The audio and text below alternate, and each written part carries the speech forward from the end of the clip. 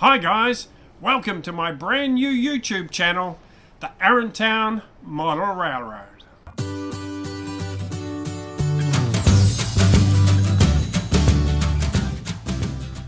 This video is made possible with the help of KVM Freedom and Stealth camper vans, keeping your dream to be free right on track.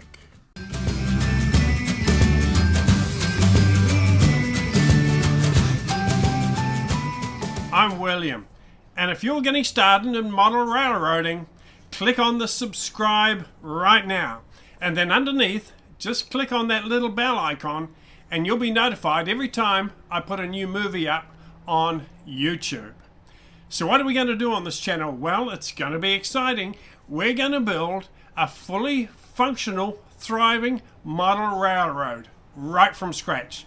And we're going to use this beautiful Western Express train set from Hornby as our starting point. Well, like I said, the starting point for this model railroad is going to be the beautiful Hornby Western Express train set. And look at that. She's whistling along the tracks there in the sunset, looking gorgeous. Oh, that detail is lovely. For a box train set loco, that is just wonderful. A Ketley Hall loco, and it comes with 3 beautiful Pullman coaches.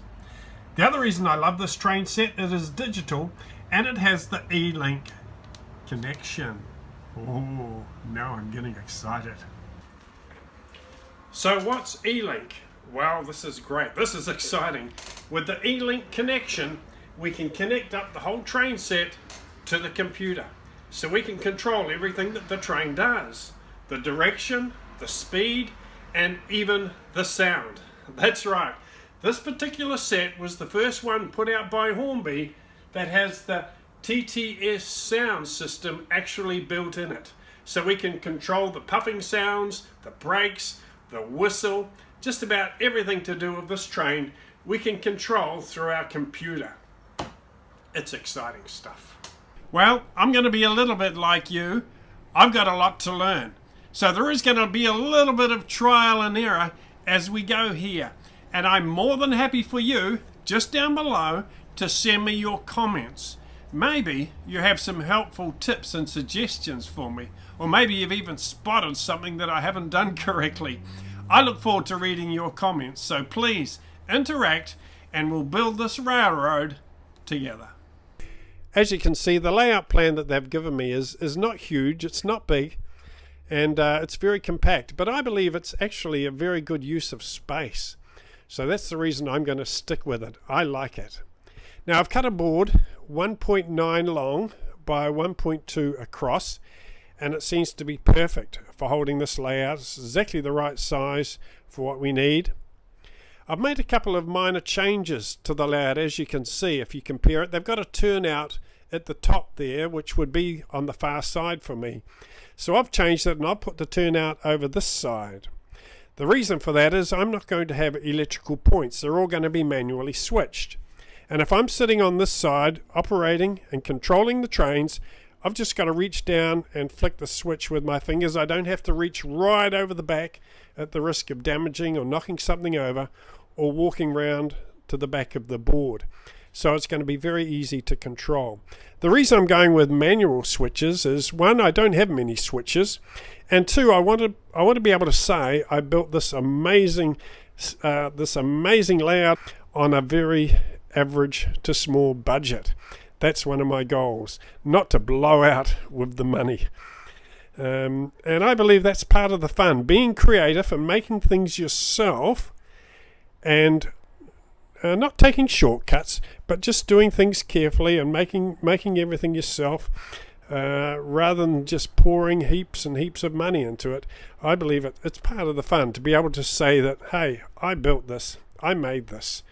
And if you're a creative person like me, it's very much part of the enjoyment.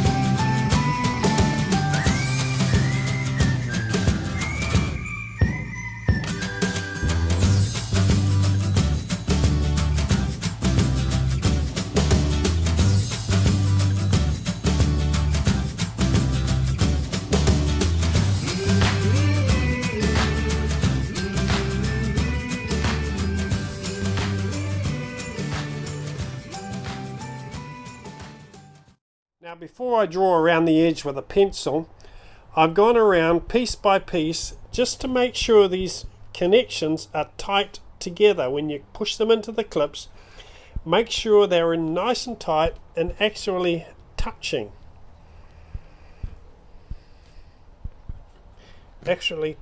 In nice and tight, each one piece by piece all the way around the layout before I start drawing around the edge and getting the lines down for the correct position of the track. Very important to do that for later. Okay, I'm not sure if you can see it very clearly, but I've used obviously the track plan that came with the basic set as a guide. I've changed it slightly, but it is basically the same. I've drawn around the track, put the track together, drawn around it so I know where it's going to go. I've taken the track off. I can now cut the foam board into shape. Now I'll go through the layout for you. I've got a double train crossing here. This is the main road into Aarontown village. This central area will be shops, and over the side there'll be a small factory, whether it's it could be a brewery or a wood and coal. I'm not sure what it's going to be yet, but a little industrial area there. Up on this corner it'll be the countryside. There'll be a hill, and on top of that there'll be a farm. Over here we've got a river opening up into a lake and a beautiful camping spot in that corner for freedom campers. Yes, it's a very popular tourist and camping destination, Aarontown, because the scenery is going to be just so beautiful. Now over this part of the layout I've got the train station according to the basic plan there. So we'll have a platform and a train station there, and also according to the plan we've got another platform over here. This one is going to be saved for another village, maybe a village that's over this side that is not too far away. So that's going to be a platform actually to another village. In that corner I've just got a bit of space which I can develop in the future if I like. Also on this part of the village, in the town here, I may have a little industrial thing here, maybe a little factory, a brewery or something like that, just very light industry. Has to be light industry, it's right on the edge of the village. This little space here is part of the village, and this is going to be units and a block of flats and apartments. And down here close to me I've got the turnouts. This will come around to a loco shed. But later, if I decide to extend the board and make it bigger, I can use this at turnout, which will go to the extension board or the extended part of the track. So that's the basic layout. I can start cutting now and gluing and painting and start doing some real fun stuff, the terraforming.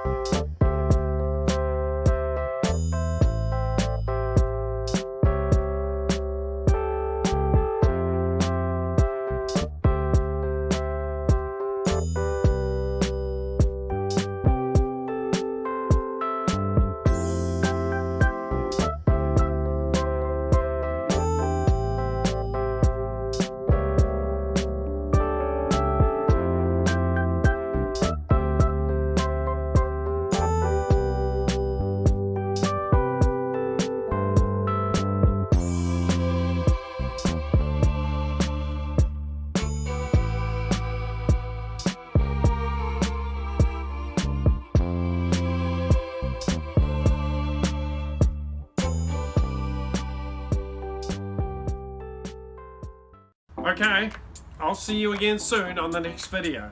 Don't forget, if you enjoy watching this, hit the subscribe, then click on the little bell icon underneath and you'll be notified every time I put a new video on YouTube. And don't forget, leave your comments underneath. I really look forward to reading your comments. Okay, see you again soon. Ciao.